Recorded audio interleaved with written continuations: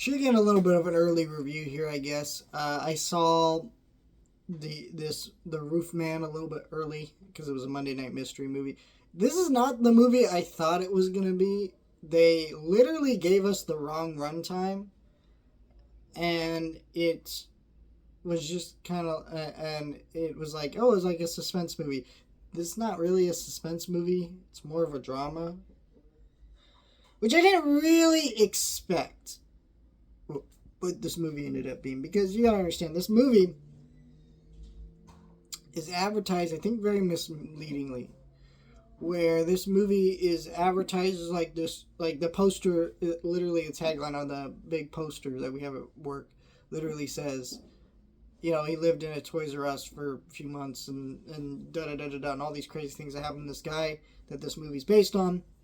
And it's like, that's not even the craziest part. And I don't know what they're talking about, because when I watched the movie, that literally is the craziest part, is that he ended up living in a Toys R Us for months. And I thought that was only going to be a small portion of this movie, but no, it was like the whole movie, shockingly. And also I feel like the trailer had more of a comedic tone to it, and this movie isn't. It's not that there aren't comedic elements, I guess, but this is more of a drama movie about a broken person who is trying to figure his stuff out, and, you know, ends up realizing he has to, you know, conquer some demons on his own. And there aren't really happy endings in the movie, and I'll talk about that when I do some spoilers. I'll warn you before, but it'll be mostly a non-spoiler review. But yeah, because of that, it made me really conflicted about this movie, because I think Channing Tatum's good in it. Peter Dinklage is really great as this, like, shitty asshole boss. And the movie is, like, very, engaging, because there's always different things happening. This guy trying to get around, survive, or sneak around. How does he do this? How does he do that? You know? So you're always kind of curious where it's going to go. It was a little bit long. It was like an hour, 2 hours and 6 minutes. It could have been cut down to like hour 40. Probably would have been a little bit better.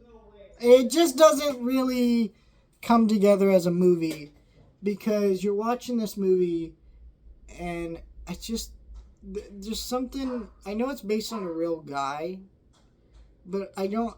You know, stories about broken characters, you're supposed to root for them and to be better.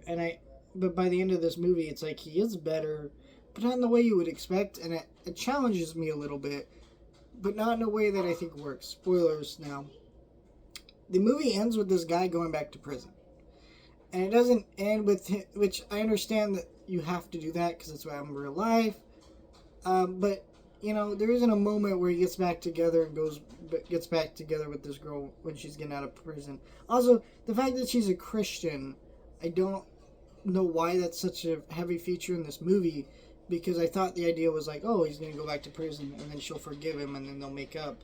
And that's not really what happened, so it felt like there's a lot of things that just kind of happened in this movie that didn't fully come together and didn't really work for me. I think this movie is a safe, inoffensive watch for like a general audience that would get something out of it. But if you're wanting something that's a little more fulfilling and how it all comes together, I don't think this is the movie for that. Let me know your thoughts, like, share, and subscribe.